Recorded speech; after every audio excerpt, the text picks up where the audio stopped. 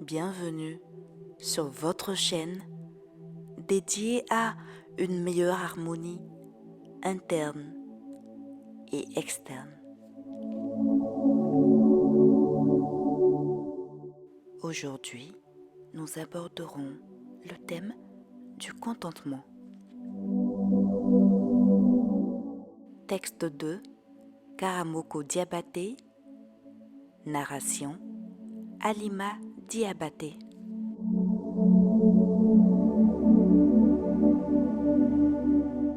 Souvent, vous ou moi pouvons être amenés à nous dire que nous méritons mieux que ce que nous avons, ou que Dieu tarde à nous accorder ce que nous méritons, ce pourquoi nous nous battons et que nous demandons depuis tant de temps.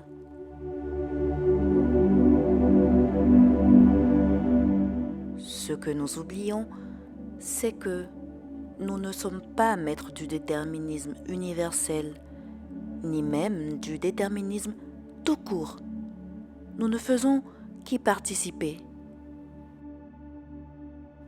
C'est en cela que deux personnes peuvent avoir eu la même éducation civique, la même éducation civile, la même morale, académique et même les mêmes résultats académiques, subir les mêmes tests avec les mêmes réponses et ne pas aboutir aux mêmes conditions de vie ou de travail, par exemple.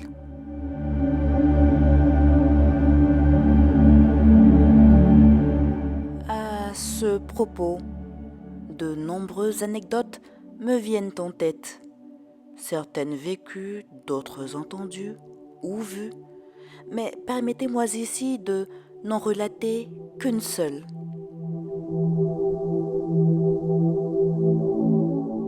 Je me rappelle mon ami, devenu frère, très intelligent, qui avait échoué au concours d'entrée en cycle ingénieur, me laissant avancer seul et dans la douleur.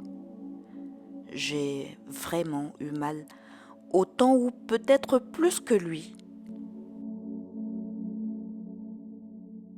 Je lui avais alors dit qu'il avait certainement plus de foi que moi en ce moment précis, car Dieu savait que lui pourrait faire face à l'époque à ce genre d'épreuve et pas moi.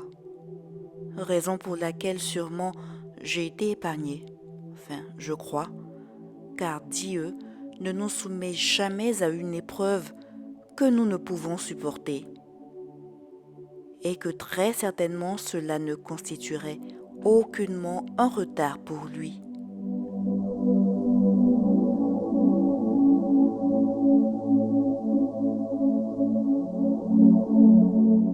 J'ai ajouté que j'avais même la certitude et que je priais pour qu'il ait une très bonne évolution scolaire et professionnelle plus tard, qui lui ferait oublier qu'il a un jour connu cet échec.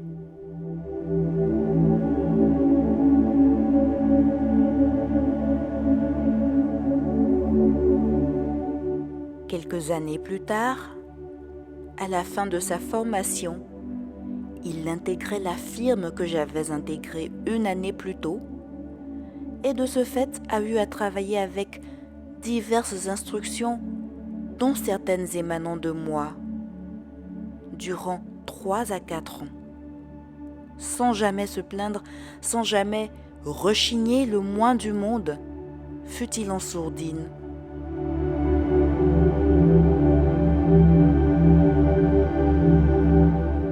Au contraire, quel bonheur cela a été de travailler avec lui.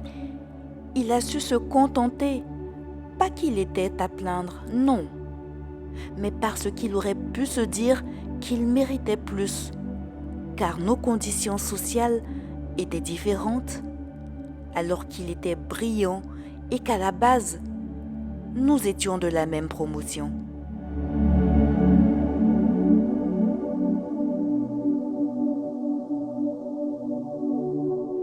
Aujourd'hui, nos conditions sociales sont toujours différentes, à ceci près que c'est lui qui a l'ascendant.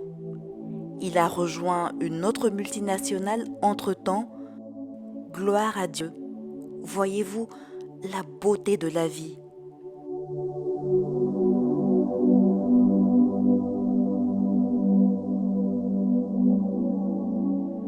Attention, il ne s'agit pas d'être fataliste, encore moins défaitiste. Cela ne serait pas un acte de foi non plus.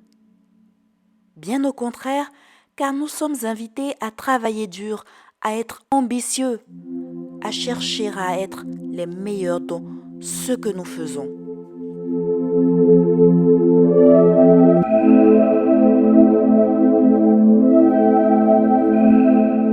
La substance de mes dires est que, une fois que nous avons œuvré ainsi, fait ce qui était en notre pouvoir, le reste ne nous appartient pas.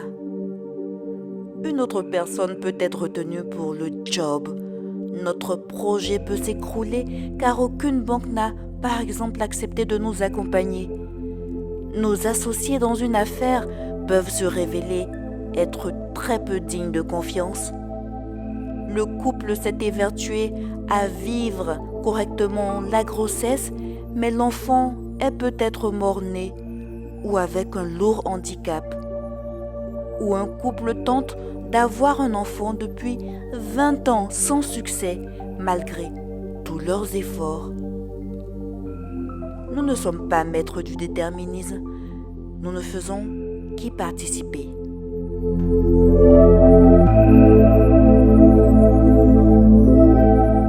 Nous ne sommes tout simplement pas Dieu.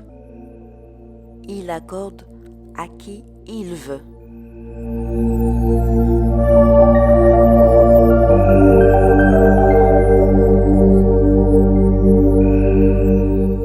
Une citation attribuée à Ibn Atta est, et je cite, « Garde-toi de la déception après avoir fourni le nécessaire. » En effet, si tu as fourni le nécessaire en vue d'obtenir quelque chose, accepte ce que Dieu t'accorde sans éprouver de regret si tu n'atteins pas ton objectif.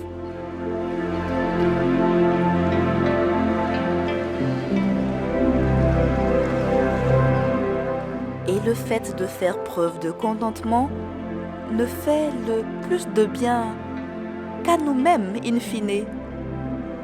Cela évite de manifester de l'aigreur contre quelqu'un à qui Dieu a accordé quelque chose.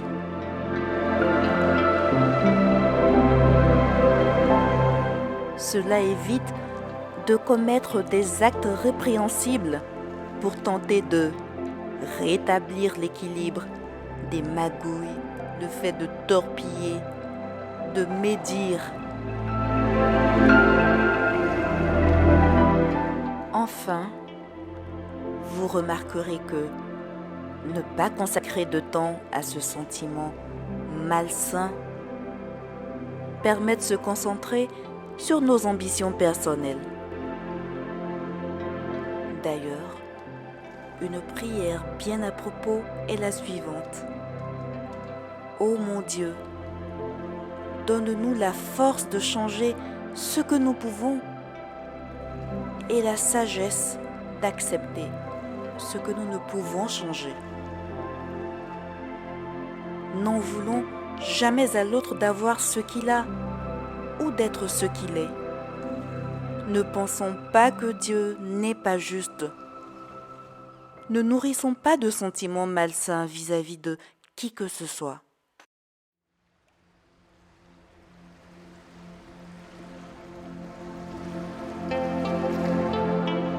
Soyons reconnaissants pour ce que Dieu nous a déjà accordé.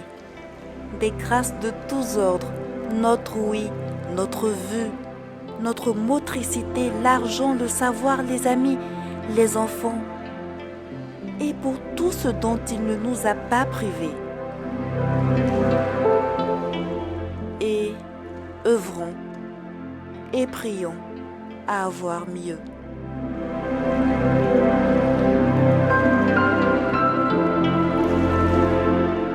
Cette exhortation est adressée à toutes et à tous.